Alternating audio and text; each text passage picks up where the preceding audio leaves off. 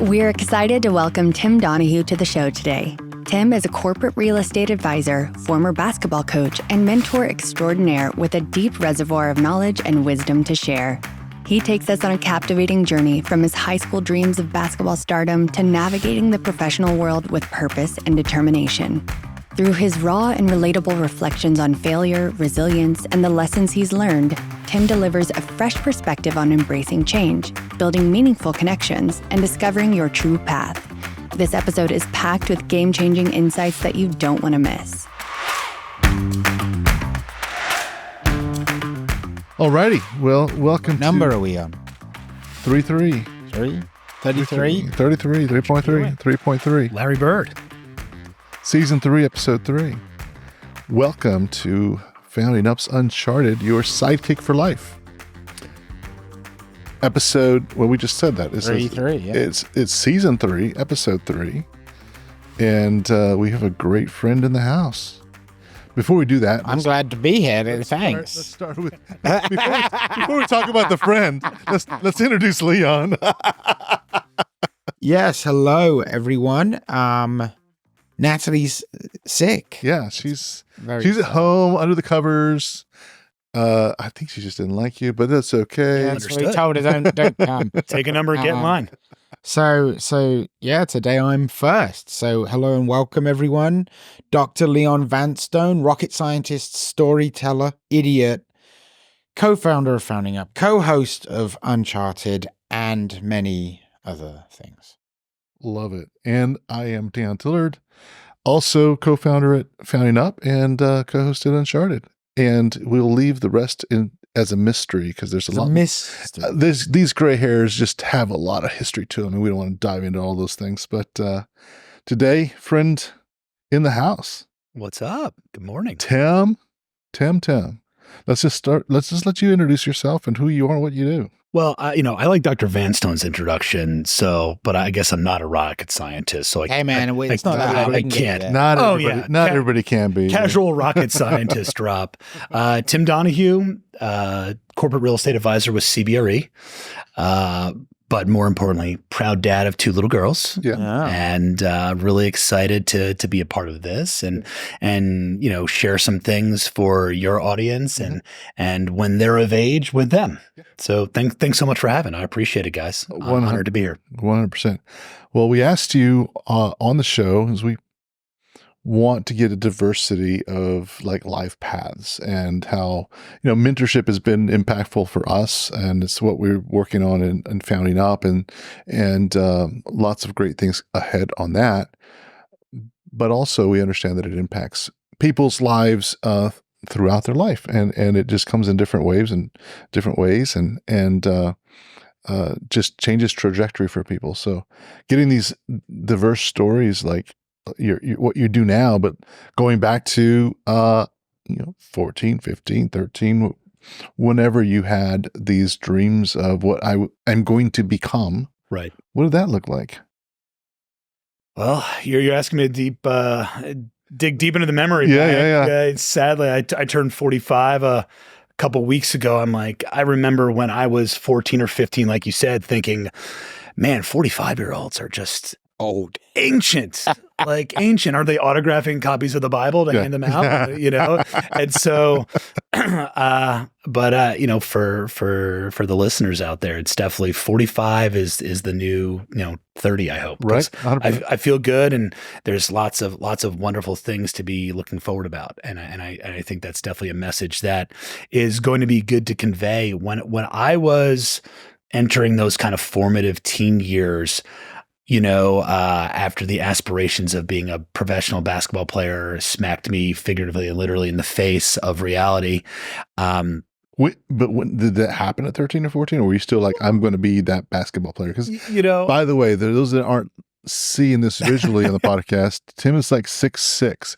It's like we've got a history of having several 6'6" on 3'3". There you go. 6'6" on 3'3". Right. It's all, I don't know. Is that even numbers, odd number? It's very numerical. You're the rocket scientist. Yeah, exactly. So, Yeah, at a certain point, I grew up just outside of New York City, suburban New York City, in Westchester County, White Plains specifically, and I was a pretty decent basketball player, but in an absolute ocean of really good basketball players, and so.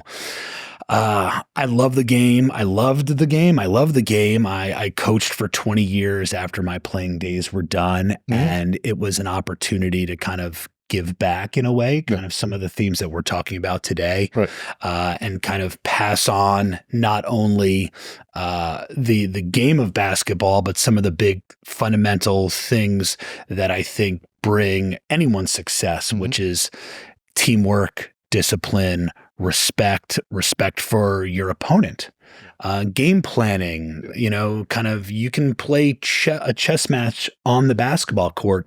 And how do you do that within the confines? May have been part of the reason that you didn't go pro. If you started playing chess, man, well, sitting Indian style on the basketball court was never the best move. Mobility was definitely a challenge, but getting hit in the head with a basketball. Yeah, right. Hits the game. One too many times. One too many times. Oh, that was my rook, sir. No, but the mental approach to the game for sure was definitely an element where for the physical limitations I had at a certain point, I had to find my path to be successful in that game. And so I think probably something what we want to deliver today is identifying your skill sets and maybe limitations and trying to work on the latter and emphasize the former. And that's something that, I quickly realized in basketball and try to apply it into my either academic or philanthropic pursuits, which was important, during those, as I said, formative years. And I realized that I had a gift to get along with people and get along with people from all different varieties and backgrounds. And so, probably amateur hour. I have it on silent. So as I heard. You saw me if you do start that. saying too many dumb things, make sure we get the mystery call. Thanks a lot, Dan. Oh, keep going. So, I had this ability to kind of connect with people. And I think one of the things I learned early on was stop trying to be so interesting and really focus on being interested. Right. Oh, nice. Active listening. Active listening, exactly right. And really being engaged with whoever you're in front of, being present and realizing that, at the time 7 billion, now closer to 8 billion. Those are 8 billion stories. Right. And those are opportunities, and that's talking about the people, the population, right, of the planet, was the ability just to observe, absorb, learn, and disseminate. When did you come up with that realization? Like what age? Where it's really about. Well, going back to where I grew up in, suburban New York City, like I said, and I went to a public high school with people from circa 70 different countries. And so very diverse, super diverse. And so my friends were from Ecuador or Haiti or Japan or down the block, New Yorkers. Right. Seventh generation Knickerbocker types. And so, and I was a knucklehead kid, like I'm sure all of us were, and I got in a little bit of trouble, and I was course corrected by some great parents, and they kind of challenged me. They said, as you mentioned, Dan, I'm a tall white guy from suburban New York City with blue eyes, with married parents, and providing me a great education. That, in a certain way, puts me in the top 1 percentile of you name it in the world. Right. And so the idea was to have gratitude. And, my parents kind of sat me down after a couple knucklehead incidences and were like, what the F are you doing? Right. And so go out and optimize your life, man. And by that, give back, be better, be more. And it wasn't or else. It was more of a great challenge to me and saying we put you on this platform. What the hell are you going to do with it? Right. And it was kind of a cool wake up call. I think being just like this like goofy white guy playing basketball. Actually, I was trying to fit in where I didn't look like I fit in on the court. I wasn't as academically gifted as my brother, who, University of Virginia grad, and school kind of came easy to him. Everything was kind of like hard for me. Right. And that's okay. And I think being challenged is an okay thing. I think there are challenges right now for young people where, whether it's, AI or social media or the cricks in the neck from looking down at the damn phones all day long, where it's, you're not learning these social graces and these socializations where it's like, it's okay, but pick your head up figuratively and literally and realize like you have a cool support system. And that comes from eye contact and handshakes and engaging in nonprofit work and realizing the gratitude for what you have and not like milling about and like looking on social media about what you don't have. Right. Yeah. And so, having that personal discipline to kind of like lean into the community that you're in helped me a lot. With all that being said, when I was 15, I think I wanted to be a game show host. It just seems so cool. That Chuck Woolery always That's had it. That's my life. Yeah. When I grow up, I want to be a game show host. That's what I'm think about it. You're giving out prizes. That's great. You're giving away cars and you got a cool microphone and like those beautiful women turning letters exactly. And smiling faces all the time. Right? Yeah. Name a game show host that wasn't super popular, right? I'm like, and so, with the ability to connect to people and, having a microphone like I do right now, like, hey, game show host would have been cool. Yeah. Yeah. There's like 10 of them. And so the probability went down precipitously as I got more educated. But I like the idea of you researching game show hosts. I got to do my research. And this is like pre search engines. And so, I'm in the library or something. I'm Dewey Decimal Systeming that thing. And I'm like, okay, Trebek, I'm not that smart. Okay. I don't know what a whammy is, so I can't do that one. And so. But the price is right, man. Yeah. Well, my price never was. And so I had to pivot. I had to pivot. And so, ended up at dear old Villanova University down in suburban Philly and, ended up studying, finance, history, and Irish studies. And the last two was probably more for my humanity and the first one was more for my pragmatic wallet. Yeah, exactly. And so, but then you mentioned like, 14 and 15-year-old, but then as I got older and I got to Villanova, it was a wonderful experience about, this balance, right? Like, I think what's so cool for like young people is like your decision about post high school, right? High school is typically geographically relegated to where your parents decided to move or be. With that attitude. Right. I mean, we all can't be international rocket scientists over here. A lot of humble pie over here. I sit next to this guy. I'm a writer and, that's why I grapple bears. Like, great. No, I invented trees. Like, thanks for bringing this guy around. But, the first kind of significant adult decision is what you do right after college. And right after high school. Right. Yeah. And so whether it's choosing college, entering the workforce, God bless those that decide to join the military, but, or any iteration. And so, the commonality when I decided to go to Villanova, because, well, one, they let me in. There was a lot that didn't. It's a good start. Yeah. Yeah. They, I don't know if they would now. It's an amazing university, an amazing place with amazing people, but that commonality of sharing, like, this is my first adult decision. And I think that's really important for, the Gen Z listener that you guys are building up is, decisions are important and it's okay to be young, but it's okay to be calculated with those decisions and take your time. Right. You, as opposed to the guys on this podcast, have an advantage over us, which is time. Right. And it is a precious ally for you. Right.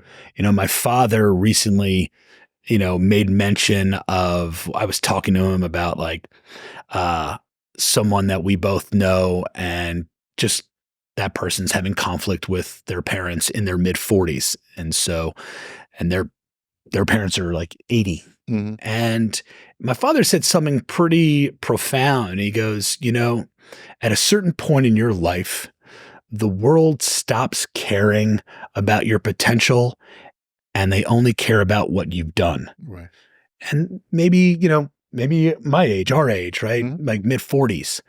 And so the point is, right now, the listeners out there, you are exponentially filled with potential. Yeah.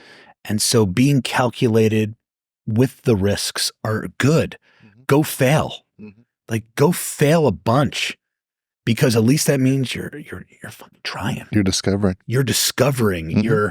You're getting outside of comfort zones. Yeah. It's okay to fail. Mm-hmm. I have 2 daughters, 3.5 and 1, in the absolute loves of my life. I don't have a risk tolerance like you do now. Right. And so being 14 or 19 or 23, oh my God, go rip it up. Not only is it okay to fail, you're supposed to fail. Yeah, totally. Go fail often, fail fast. Well said. And learn, right? As long as, I'm going to butcher this quote, but something about like, everyone breaks bones and you grow stronger at the scars. Mm-hmm. Meaning, go get your lumps in and have those experiences and those memories, and like the body, like your experience, your brain is going to heal and take those shrapnels, take those experiences and like use them, use them to catapult into greater things. Yeah. I forget about this term. It's some sort of plate. I think it's Japan, where it's where they glue it back together with the gold glue. Yeah. And that piece that's been fragmented and glued back together with gold is stronger than the original. That's right. Because of those things. Yeah. So it kind of reminded me of what you're saying there. 100% about productive failure. Exactly. Right. Maybe that's kind of what we're trying to say. Well, and I'll take this time to just make a note of the word failure. Society at school age, F's are bad because you're failing a class, you'll flunk, all this. There's this connotation around it. However, that's false. All of that is false, because as you grow, failures are good. If you take an F in school and you say, okay, how did I mess this up? It's that teachable moment where your brain actually does the learning, and if you apply yourself to that, then you make a better grade next time. And that's the only intent of that. Yeah. We take and put a whole nother purpose around it, making it a negative connotation. Actually, it's just a learning moment. I toggle back and forth. Like in academia, Mm-hmm. try to avoid the F. Right. I think you're probably given a semester, you're probably given a syllabus, some guide rails, ability to get tutored. Where you probably shouldn't be getting Fs. There's some disciplines around that. Yeah. Because also I think a lot of school is to teach you how to learn, just not the subject matter per se. With that, or were we still being recorded? I failed. So, I think in the, like, one of my passions is travel. So if you are traveling in Peru, or you're traveling, like I've fallen asleep on trains and woken up in the wrong town there where I was supposed to be. A failure. But then you go discover, you create a tangential point where you're like, all right, well, let's see what this day is going to bring. Yep. And like, or trying to start a business when you're 20 because you believe you have a great idea. Was that idea great? Right. Was it great? Or if your passion is great and your intent is great and your discipline around it, the world is filled with billions of great ideas. I think the important thing for the young people is to be able to capture your great idea and at least try very diligently to execute. Yeah. If you just have a great idea and then it doesn't work out, and be like, well, I had a great idea, and then you shrug your shoulders, the world doesn't care about you. Right. But if you demonstrate that you had a good idea, you had a great idea, but then you did the research and you tried to build a team, or you tried to build a SaaS and you went through trying to fundraise and then it fails, but at least you were like, okay, I was diligent in my efforts. Yeah. Well, you know, I tie that back to, you know, all of the, you do a lot of interviews in your I think your podcast or the a thing leadership ethos. Yeah. And so I did a lot of that through founding Austin, and all the entrepreneurs I learned from. What I learned from is that they embrace the failure because they know that's the learning point. So it's no longer this negative. That's what I meant by in school, the F is this like, oh my God. But if you just turn that around and look at a difference, like it's the place where you do totally take a learning lesson from. You don't want to keep doing the Fs. You want to like, yeah, you do an F, learn from it, get the next grade up, next grade up, and next grade up. I was once interviewing a scientist from Austria. I had the privilege of all the top minds of Austria came to Washington, D.C., and they had their conference, and I was invited in to go do all these interviews. I love the idea, by the way, that Austria just has an Top Minds of Austria conference. Yeah, they do. Yeah. No, I love that. Single Just year, like, every single, and I tell you what, it was mind blowing. It was like I did like eight episodes. Yeah, it was. And fascinating. I remember one particular scientist, and if I'm not mistaken, it's the guy that actually started Iris Technica. Is that the name of a magazine or something like that? Anyway, he was talking about how he hated the word failure. He says, you guys in the US, you use this word failure. I'm enjoying this Austrian accent. Wow. Yeah. Okay. Talk about failure. Sorry, Dan. Sorry, Double Dave. Just take the whole point away. But you guys, listener, if you could just imagine an Austrian accent, that would be great. That's Thanks. Great. Essentially, he's like, you guys in the U.S., you use this word failure all the time. We don't like that word. We prefer the word test. It's like in science. Okay. Because if you stop and think about it, to make the light bulb, it took 1,000 tests.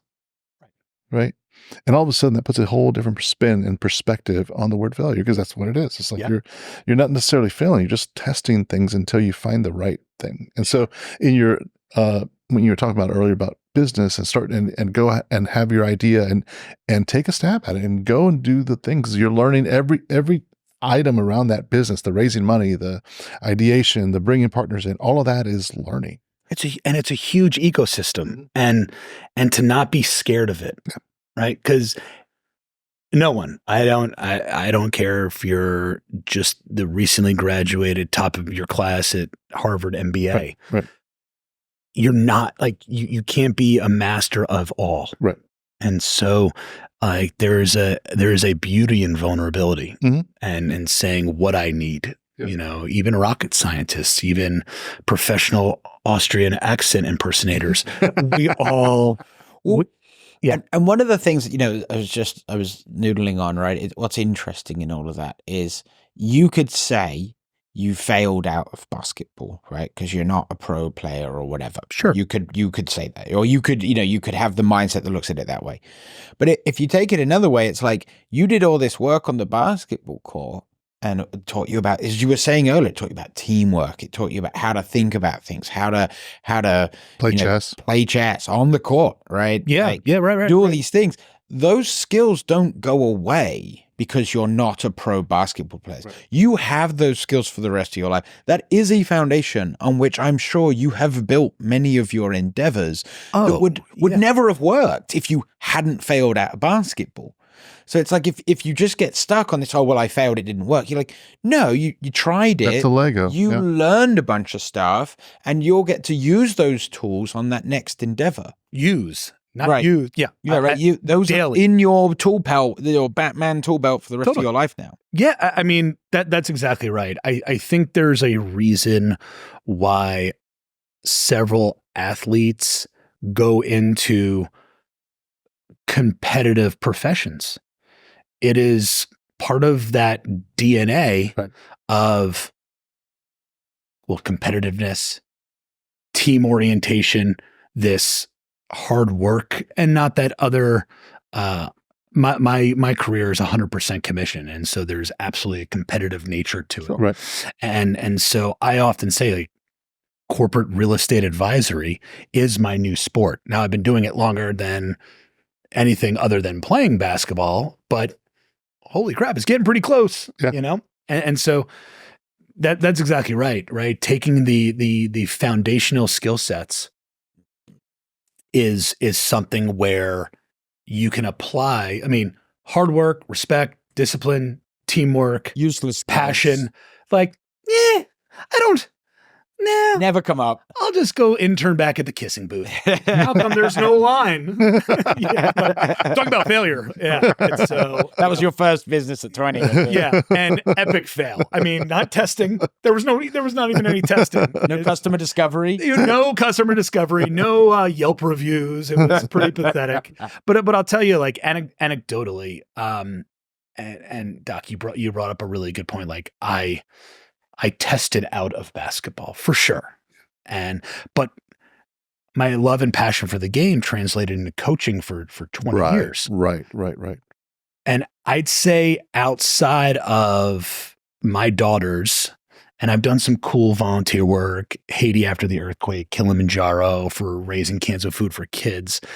But maybe the singular greatest accomplishment of my life is I remember coaching a young man, and I've never said his name to anyone. So he's about to say it now. And you'll realize, and you'll realize why. Like, many years after I coached him, he reached out to me and he calls me and go, "Hey, how are you?" And he goes, "Great." And we're catching up, and I'm kind of like, "Okay, like, so why'd you call?" And he goes, "Coach, I've been." He's probably 21 at the time, 22, just recently graduated from college. And he's like, "Hey, Coach, I just heads up, man. I've been doing like lots of therapy and similar, Dan, at the top of the podcast, you were asking about like who mentored you and who helped and so on and so forth. And, he's just like, "Hey, Coach, I just want to tell you, like, doing some like discovery work and therapy, you were kind of one of the people in my life that helped contribute to why I didn't commit suicide." Wow. I mean, shivers down the back. Wow. Right? And he was like 11 at the time. Right. And you're like, you never know the impact you'll have on someone. Right. You never know. You never do. And he wasn't by far, a strong basketball player, but a good enough athlete that you can infuse in him discipline and hard work and skill sets. And he was actually a chess player, funny enough. And so you could kind of say, "Hey, bud, you know how the bishop moves diagonally? That's what I need you to do. Don't go right at the player, go to where he's going." Right. And, I don't recall, I think he probably made some great play, and he was celebrated by like the popular, better basketball players on the team. And so it was just that teamwork helped him feel part of it. And so, that was, I've mentioned that as, what's your favorite part about coaching? Right. And it's talking about bringing people along. Yeah. I don't want to coach the Hall of Fame kid that is already on their path to stardom. I want to coach the kid that's going to take the foundations that we're teaching and apply it to something not basketball, not football. Yeah. Because that's what translates. That's when you go into private equity or investment banking or law or medical school. Like, those are the student athletes that I've coached that I'm really proud of. Right. That have taken those kind of skill sets and applied it to something not in the 94 times 50 square feet of a basketball court. That's what's cool. Using that framework of gaming and the game of basketball to teach these, to mentor, really is what we're talking about. 100%. Using that framework to mentor others, and they can take those tools with them the rest of their lives. Totally. That's it. Love it. I like to say that we teach like the 3 A's and not the 4th. And attendance, attitude, and academics. You got to show up. And when you're there, have a great attitude, willing to learn, be respectful of teammates. And, and then academics, it's like when you're there with a good attitude, be willing to absorb, ears open, mouth shut. Yeah. The 4th one, I don't expect you to have ability. Right. Once you have the first 3, my job as coach and mentor is to show you the real nuances of the game. And so, it's when the first three, I always want the weaker teams with the student athletes that want to apply those three principles. Mm-hmm. And then the fourth one, we usually end up beating the better pure basketball players, because my guys are working in a cohesive unit. My guys are gals. I coach both. Right. So, or I coached Mm-hmm. pre-kids, and now I'm not Pre-K? Yeah. Now it's pre-K? Yeah. Now it's but yeah. And now I have two chief revenue officers in my life, and they're my daughters, and I got to go earn. Yeah, for sure. 100%. No, I love how this stories come together in that mentorship comes in different forms and fashions. It's like one of those, it's not a lot of things that I think about for our audience is how do you reach out? Because society is so much different today. And as you pointed out, we have, because of tech companies and all the things, just society in general, that this social media and things that are super important, but they also have some negative effects, or can have some really negative effects. And part of that is what you pointed out is just kind of staying sheltered behind the screen versus going out there, mixing it up and talking to some real mentors, and maybe some fears around I'm not enough of a person to go out and talk to somebody. They don't have time for me, or things of that nature, when it's quite the opposite. People, all of us in this room have experienced mentorship for us and love to mentor others, because it's part of life. It's part of what you do. It's part of just sharing this, like part of your introduction is rocket scientist. The second thing is storyteller. Right. Yeah. And that's actually really important.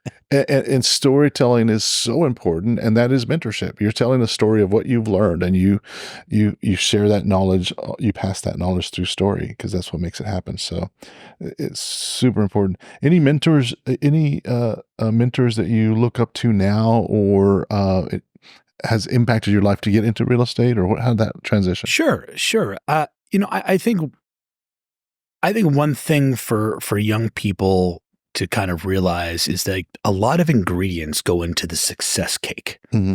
And so looking at a mentor, they don't have to be all things for you. Right.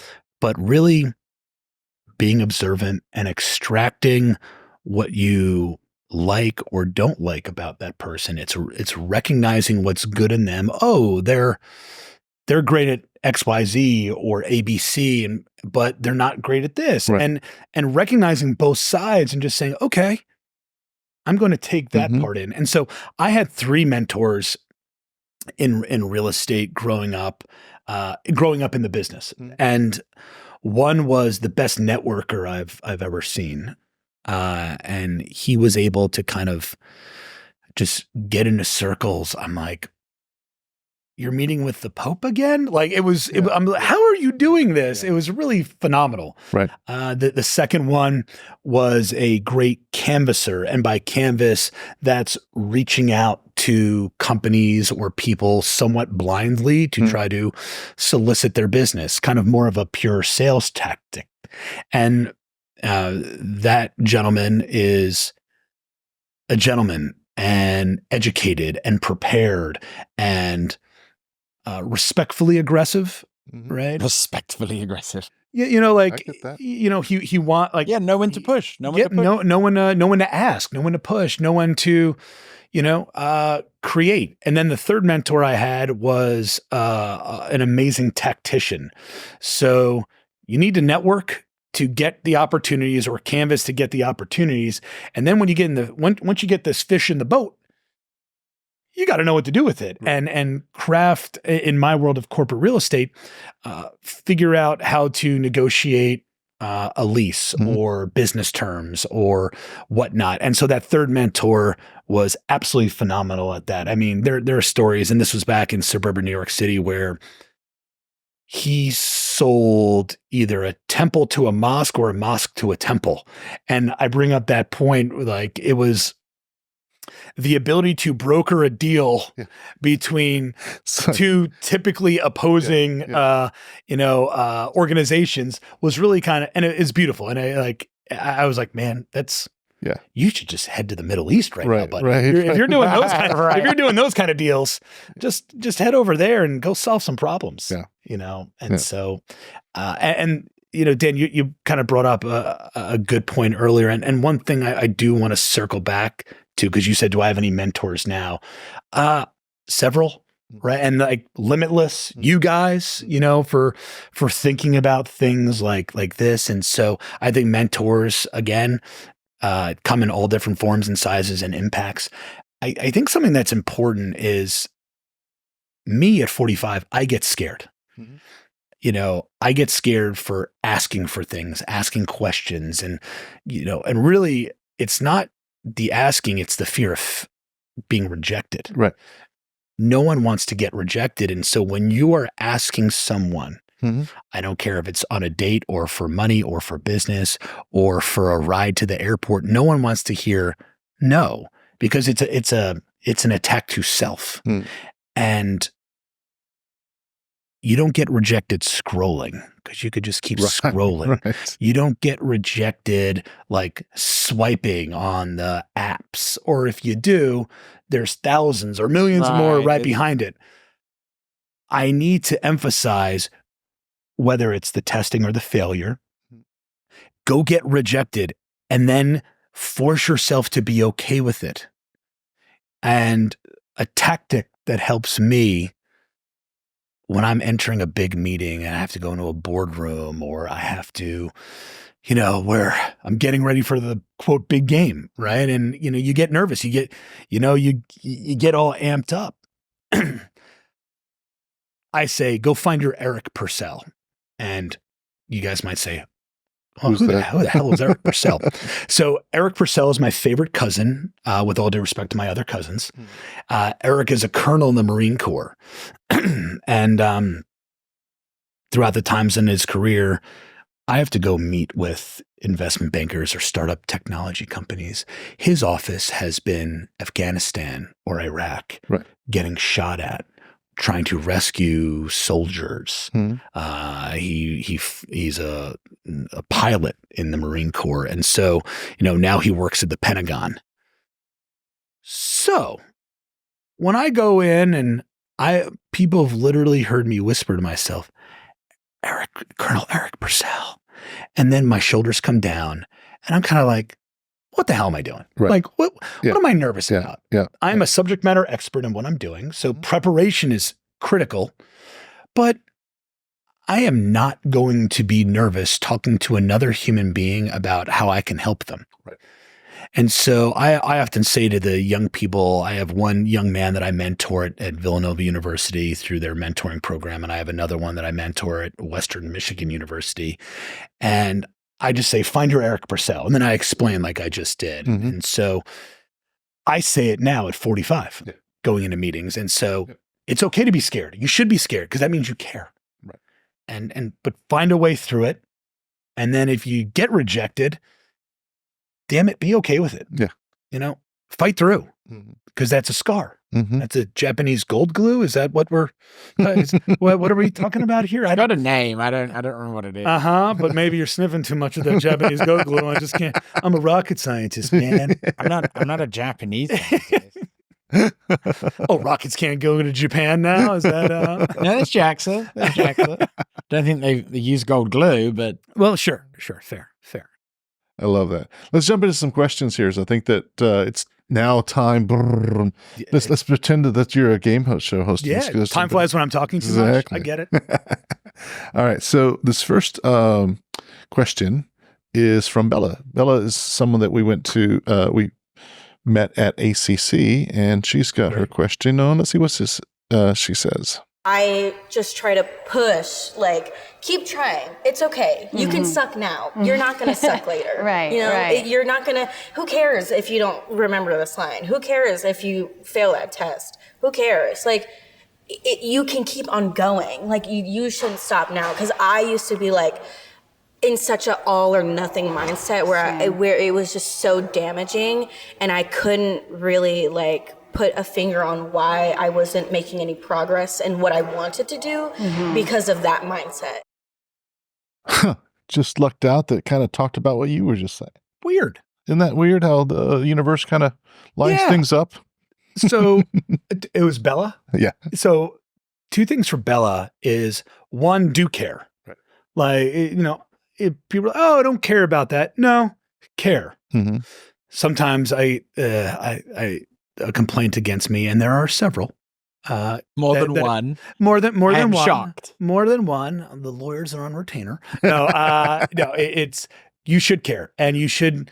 There's a term, Japanese term actually called maraki, which is like anything you do with passion, like lean in. Otherwise, just don't do it. Yeah. And the second thing is, it's all or nothing. I think that's an interesting notion, and life isn't binary like that. I think, and not to be sarcastic, but like in rocket science, it is like calculations need to be exact, and you certainly comment more on that. But for so much of the world, life can be like my hair, gray, and it could be in between. And if you hopefully, knock on wood, fail or test, it doesn't mean that it was nothing. Right. It was something. Yeah. And it can be measured. Extract what are the good things that occurred from that. And so I care a lot, but not to the point where it debilitates you from trying again, testing again. Yeah. And I heard her say the same words you heard, but I've kind of interpreted it a little different. Okay. I interpreted her saying that I used to get I heard her say exactly what you said earlier, which was, I used to care so much. I got so almost like stage fright. Like this, it was all or nothing. And I froze. Sure. Right. And now I just don't care. And I know that she cares. I just think that she's learned to relax around the outcome, which is what you said. You're like, I'm going to this business meeting. I'm a subject matter expert. It's going to happen or not happen, and I just kind of flow. So that's kind of how I interpreted it. But I think all of the advice that was just said, what you just said, yes, 100%. Obviously, she's going to care about your subject matter, but just don't get so frozen and in the moment that it prohibits. It sounds like that was kind of, she couldn't focus on progress. She couldn't grow because she was so frozen. Total. And I think that was a clip and a statement with some looking for advice. I would love to know more about a specific subject that she's talking about. Yeah. I think before being effective, we have to be specific. 100%. And it's tougher for young people because kind of the world is your ocean. Yeah. But I kind of came up with a saying, if you try to boil the ocean, you're going to drown in cold water. Great saying. I've heard the boil the ocean part, but the last part, I don't really like that. Yeah. And like for me, it's getting back to this. I think we're talking about is, Tim on Uncharted, the product of failure, right? Like at their ages, and which is why I think you guys do such a great job with this, is the hyper encouragement to try and try and try again and fail and reject and test, whatever nomenclature you want to put on it. But I think we're talking about like the mental stamina and strength coming out of those moments, right? It's like the Big Bang. Like what happened the second before the Big Bang happened? What happened the second after? And it's like, how am I reacting? I mean, really what we're talking about is stoicism, right? And it's the world is going to keep coming at you and keep trying to slap you. And you get to decide how you react to the test or the failure. Yeah. Yeah. And so see it as an opportunity versus like a deer in the headlights frozen moment. That's right. Yeah, 100%. That's right. Thoughts on that before we move on, Clips? Yeah. I mean, continuing this basketball analogy, right? It's like basketball or chess? Which one? Chess-kit-ball. Yeah. No, but if Bassesse, that's better. It's very French. Oui. Je suis le poisson en la douche. Check. But no, I mean, like, think of basketball, right? There's a basketball. I'm sure you played in a league, right? And the teams would compete, right? So if you're like, cool, I'm gonna go to this league, and then you play your first game, you don't win. Cool, pack it up. put the jerseys away, we're done. That's it. I failed. I'm out. Right? No, we all know that's not how leagues work. You can afford to lose some number of them and still, and still do well or to win, or you're just there kind of for fun, right? Like not everything is this do or die, right? And then there's always the league next time. You could lose every game one season and then win it the next time it comes around. Because you learn like relegation, right? In European football, right? Don't you get relegated down and up? Yeah, you can move up and down into different leagues and everything else. There are stakes, no matter what. They're like you're playing for stakes at a certain point, right? And and so what are you yielding from no matter what, right? You get dumped. Well, that person wasn't the love of your life. There's 7.8 billion people on the planet. You'll go find another if you took what experience you just had and reflect on it. Yep. Reflect and then apply. Right. Right. Like you just don't meet the love of your life when you're 15, or some of us do, but I think they're like on farms in Iowa and but you date, you lose basketball games. You learn from that, right? You bring it to the next game. You got getting back to the game show, because no more basketball.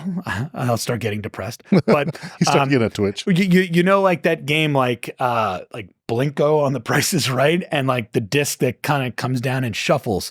Like that's just life. Like life is kind of knocking you around and pivoting and pushing you to different tangents and like different estuaries off like the big river of life you thought you were on, and all of a sudden it's like, kidding. Like I'm in a rapid right now. I'm in a rapid. Like, the path to success might be north, but just saying one direction true north doesn't take into account the deserts and the valleys and the chasms and the mountains like that you have to go from. The changes of weather. And so like if we leave Austin and we go to the North Pole, just do 1000% due north, you're going to go through a lot of different crap. And so the path, you might have this goal, you might have this idea about where you want to get to, but between here and there, if you're not expecting pain, well, then you're never going to get there. Yeah. Or whether you expect it or not, just know that it's going to happen.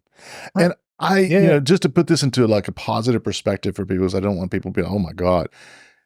My coach, my life coach has put this in perspective 1 year for me. He said, life is like a big movie, but a movie that you haven't watched before.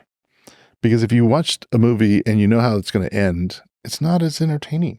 It's just like you already know what's going to happen. Except Die Hard, the best holiday movie of all time. Dan, go on. Best Christmas movie ever. Best Christmas movie out there. Go on, Dan. No, but it was like, but it makes a lot of sense. Like you don't want to know exact like that due north. If it's just like a straight line, then think about how boring that life would be. Well, it's like lotto winners, or who like it's statistically like so many of them just fail because all of a sudden like they're given literally a golden path, right? Or and like 18 months later they're broke again. Totally. Or like in debt. Or how about the people that like have massive inheritances, right, and then don't accomplish anything, or like they spend all the money. Well, what's interesting about that is because where that north is, you have to be a different person than when you are today to be at that. And how you get to be that person is you go through the valleys and the climbs and all the things that you're learning. You become this person who's ready for that north place, right? And so what you're talking about is if I pulled out of this life and put on top here, I won't know what to do because I'm not ready for it. You'll topple. I mean, I remember I was down in Tulum half a dozen years ago or whatever, and I was just like walking down, and there was it looked like a construction sign, but it was really like a piece of art. It goes, "Embrace the journey," and that's really it. It's don't fear screwing up or being a screw up. Right.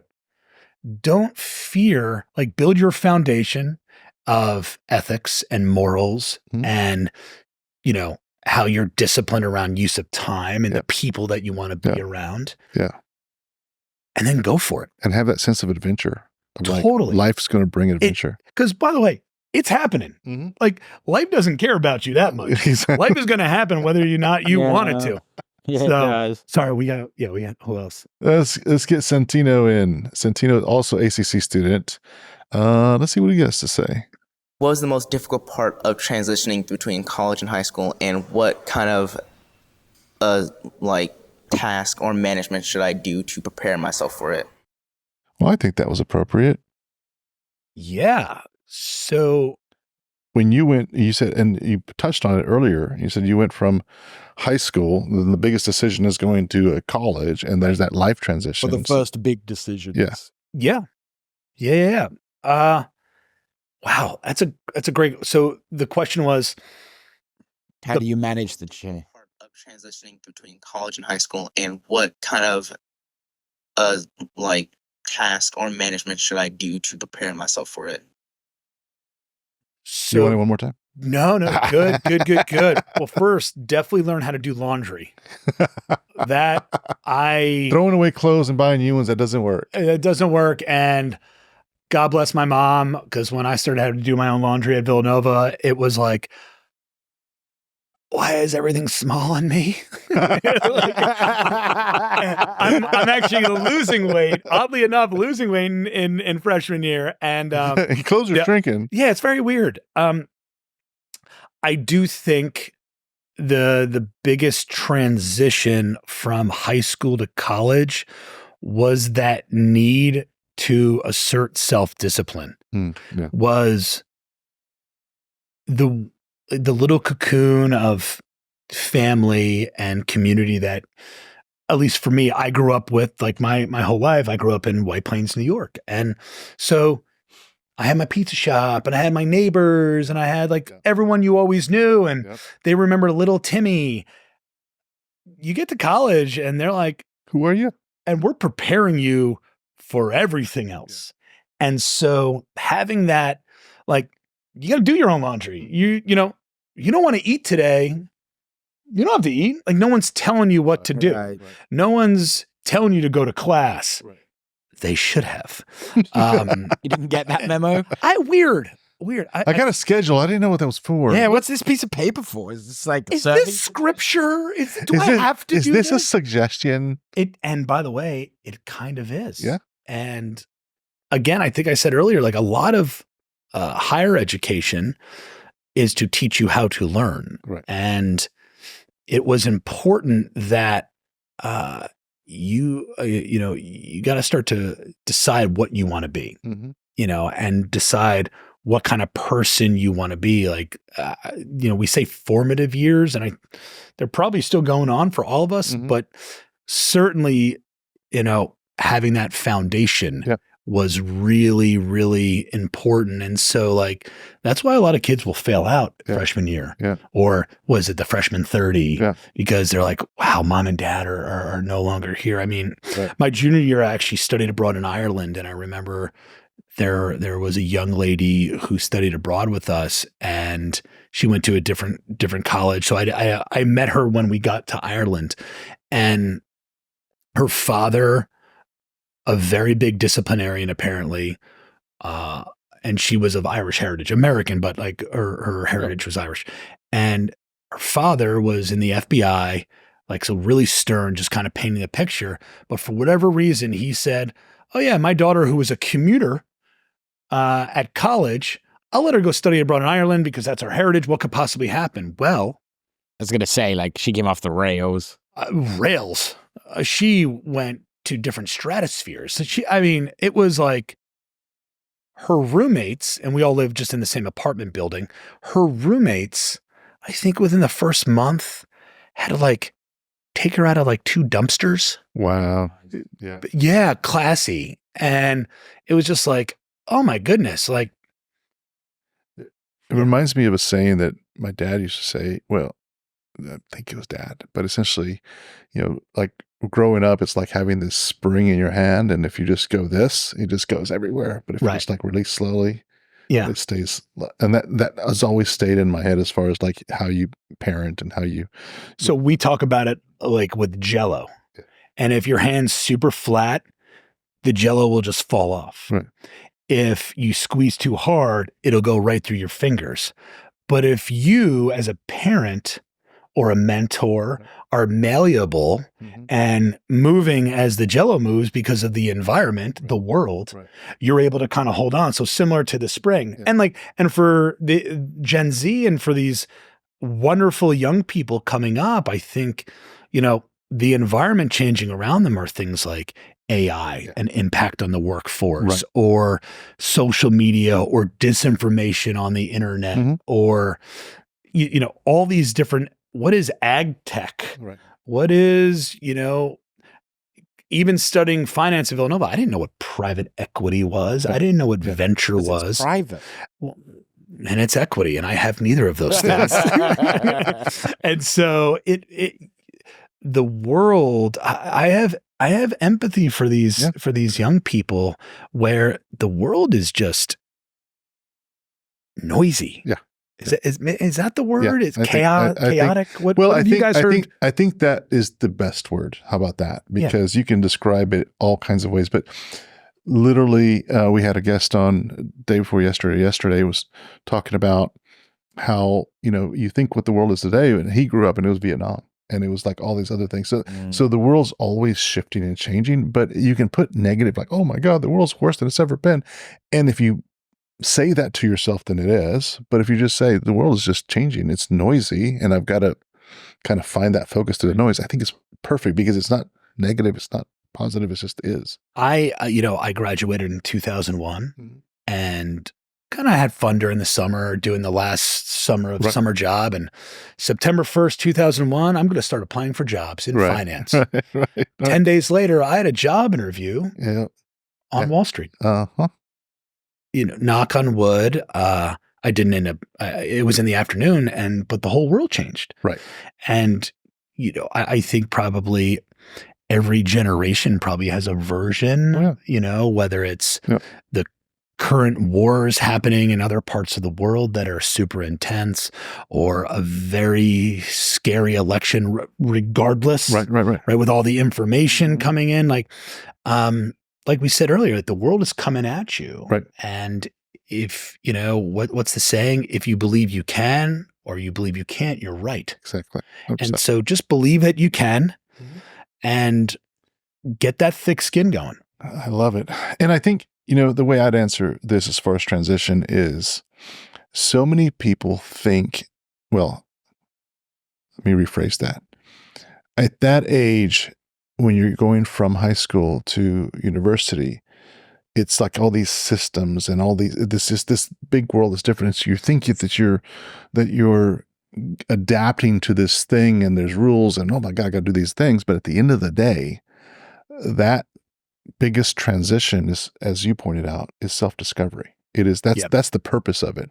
So if you go into this thinking like, these things are here for me, they're built for me to learn my gifts and what it's all about me. And if you keep that as your true north, is like, I'm here to learn, not the subject matter, I'm here to learn how to learn this, or I'm here to see if it really interests me, if this speaks to me as a gift, or if this speaks to me as a gift. Is it real estate? Is it law? Is it basketball? Is it chess? Whatever it is. And then kind of have that pursuit.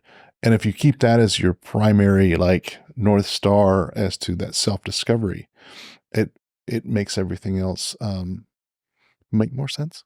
Yeah. And I think an element to that is keep going. Yeah. Inertia.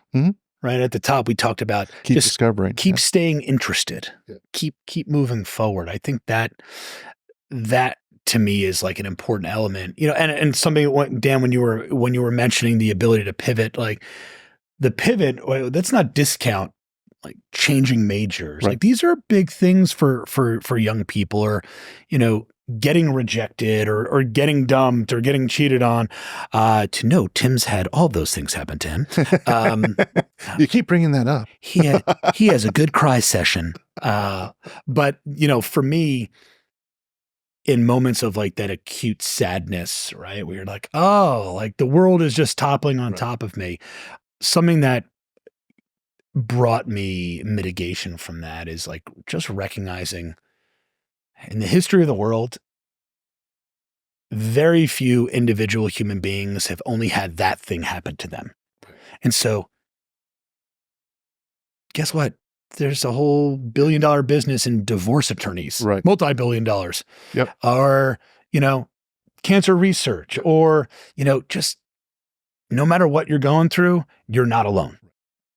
And I think to your point, like the positives and negatives about social media, part of the positive is you can find communities of support that are not next door cup of sugar, knock on their door, Right. neighbors.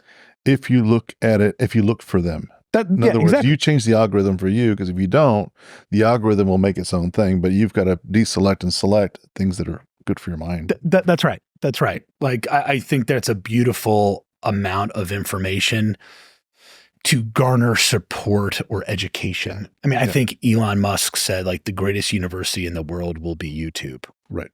Yeah. YouTube you. That's right. Dr. Leon Vanstone, let's give you the last comment before we wrap this up. In your best Austrian accent, please.